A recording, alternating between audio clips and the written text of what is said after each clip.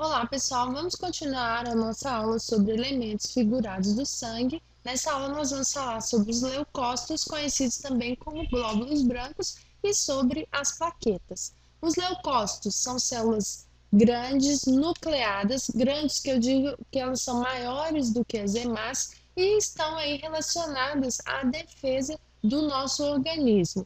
Vistas ao microscópio, essas células podem ou não apresentar grânulos. As que apresentam os grânulos, que são essas estruturas aqui, ó, mais escurecidas, são classificados como leucócitos granulosos e podem ser de três tipos. Esses três tipos aqui foram originados aí através das células pluripotentes da medula óssea vermelha. Os neutrófilos são responsáveis por fagocitar bactérias e outros micro-organismos que podem invadir o nosso organismo. Os neutrófilos têm a capacidade de sair do interior do vaso sanguíneo e ficar entre as células adjacentes num fenômeno aí chamado de diapedese. Depois nós podemos fazer uma aula sobre diapedese. Os eosinófilos são células que vão combater invasores maiores, como por exemplo vermes parasitas. Eles liberam, né, eles agem em grupo, liberam substâncias tóxicas e também a histamina, que é uma substância antialérgica. E esses tóxicos vão então aí imobilizar e matar aquele organismo invasor parasita. Os basófilos são responsáveis aí pela liberação da histamina.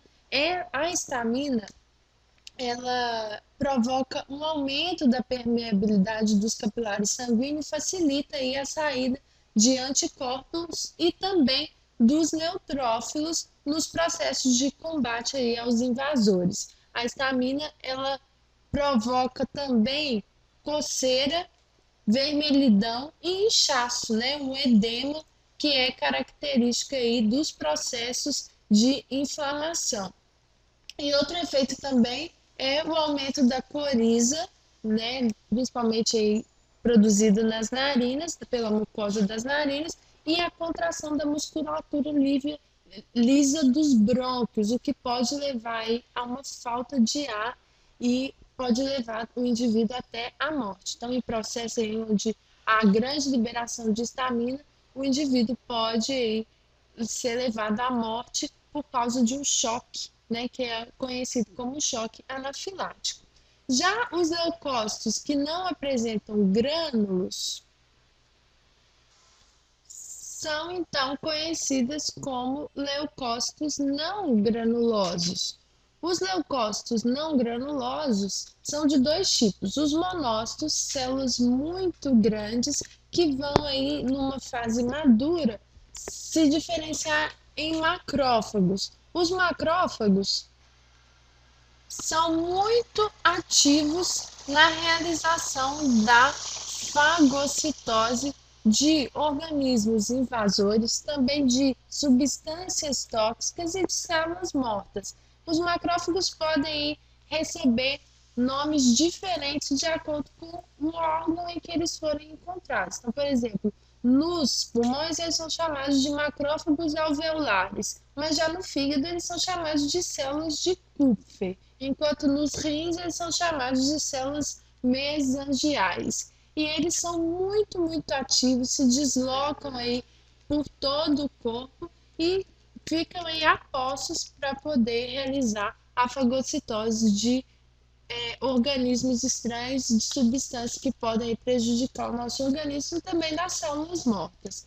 Já os linfócitos também são células de defesa, são distribuídos aí, são diferenciados em dois tipos. O linfócito B, que produz aí anticorpos, e o linfócito T, que também possui dois tipos, os TCD4 e os TCD8.